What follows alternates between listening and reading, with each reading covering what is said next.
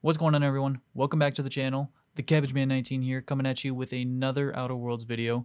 And without further ado, let's get into it.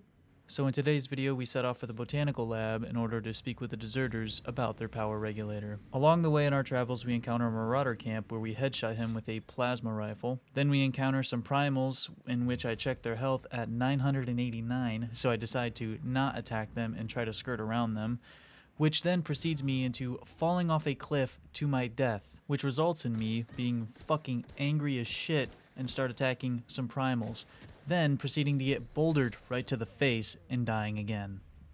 Anger intact, veins protruding, I decide that I can take on two groups of raiders. The first group seems easy enough. I shoot them down, loot them, satiate my anger just a little bit. The second one, realizing that I'm overmatched with the amount of enemies there are, I decide against it and walk away from the battle.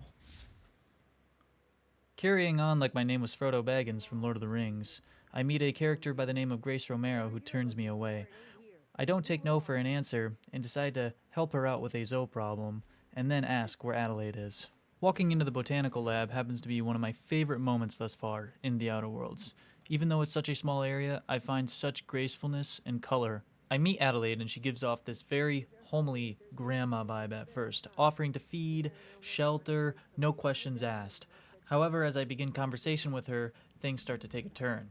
Adelaide starts trying to convince me, the player, to take power away from Edgewater and divert it from the plant to her.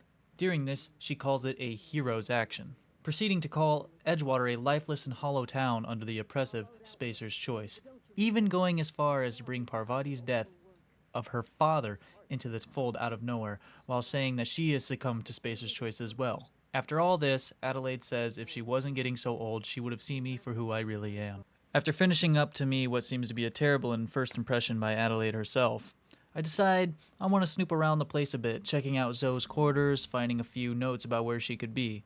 With a little bit more snooping, I dig through Adelaide's terminal, where she talks about growing the crops with organic compounds.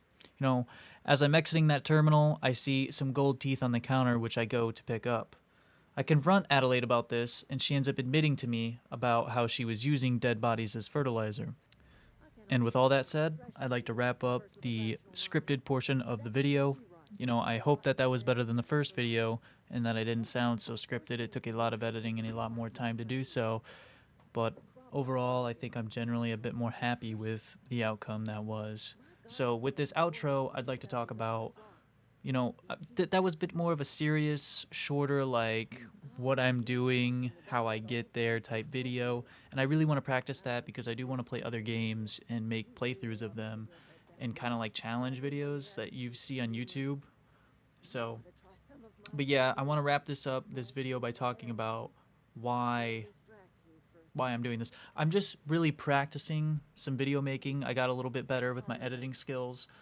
I do have a couple edits in there. Like at the beginning, that was a really bad edit, but the fact that I was able to get the text to come in like that was a big step for me, as well as the edit where I have the monkey, or not the monkey, but the primal throwing the rock at me. I was able to zoom in and I was able to track the rock all the way to my face, which took quite a bit of time to learn. I watched a YouTube video on it. So really, I just want to communicate why I'm making weird videos that are short for kind of no reason. I could make longer videos, but they would obviously take more time, and I would not be able to uphold a daily upload limit, so that would be constricted to more like games that are short form, like my classic Call of Duty videos.